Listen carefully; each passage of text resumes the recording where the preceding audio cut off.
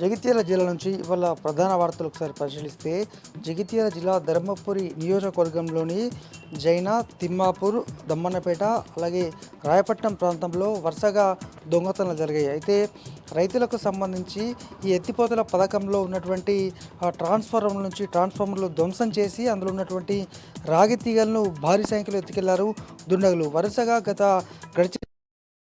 వరుసగా ఈ దొంగతనాలు జరిగాయి. అయితే దానికి సంబంధించి అధికారులు ఒక అంచనాకు రాగా ఒక రాయపట్నంలో జరిగినటువంటి ఆ చోరీకి సంబంధించి ఆ రాగి తీగల చోరీకి సంబంధించి ట్రాన్స్ఫార్మర్ ధ్వంసానికి సంబంధించి 20 లక్షలకు పైగా నష్టం జరిగినట్టు గుర్తించారు. ఇలాగా మొత్తం ఆ రాగి తీగలకు సంబంధించి ఒక్కొక్క చోట కనీసం గుర్తించారు. అయితే రైతులు మాత్రం ఇప్పుడు రబీ సీజన్ వస్తున్నటువంటి నేపథ్యంలో 6,000 ఎకరాలకు ఈ ఎత్తిపోతల పథకాల ద్వారా నీరు అందాల్సి ఉంది. కానీ మరి ఇప్పటివరకు ఎటువంటి నిర్మాణాలు చేపట్టలేదు. దానికి సంబంధించి మరమ్మతులు చేయలేదు. తక్షణమే మరమ్మతులు చేసి తమను ఆదుకోవాలని సందర్భంగా రైతులైతే కోరుతున్నారు. ఎందుకంటే రబీ సీజన్ సమీపిస్తున్నటువంటి వేళ దీనిపై ఆధారపడేటువంటి సుమారు 5 నుంచి 6,000 మంది ఎకరాల సంబంధించినటువంటి రైతులంతా కూడా ఆవేదన, ఆందోళన అయితే వ్యక్తం చేస్తున్నారు.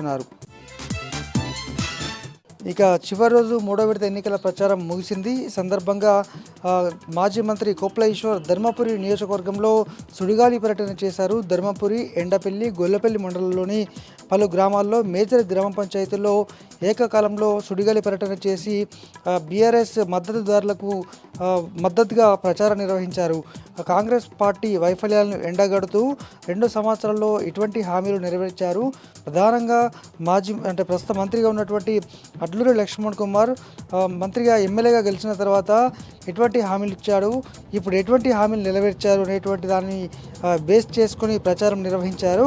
పూర్తి స్థాయిలో కాంగ్రెస్ పార్టీ వ్యతిరేకతను ఎండగడుతూ బీఆర్ఎస్ పార్టీ ఖచ్చితంగా విజయం సాధిస్తుందని ఈ సందర్భంగా మాజీ మంత్రి కొప్పులేశ్వర్ చెప్పడం జరిగింది. మొత్తంగా ఏకకాలంలో ఇటు సుడిగాలి పర్యటన చేయడము, అనేక గ్రామాలు పర్యటించడం గ్రామస్తులతో పాటు ఇటు బీఆర్ఎస్ పార్టీ అభ్యర్థులు కూడా హర్షం వ్యక్తం చేస్తారు. మరి చూడాలి 3వ విడత ఎన్నికల్లో ధర్మపురి నుంచి మాజీ మంత్రి కొప్పుల ఈశ్వర్ అలాగే ఇటు అడ్లూరి లక్ష్మణ్ కుమార్ మంత్రిగా ఉన్నటువంటి నేపథ్యంలో ఏ విధంగా ఎన్నికలు కొనసాగబోతున్నాయో చూడాల్సి ఉంది.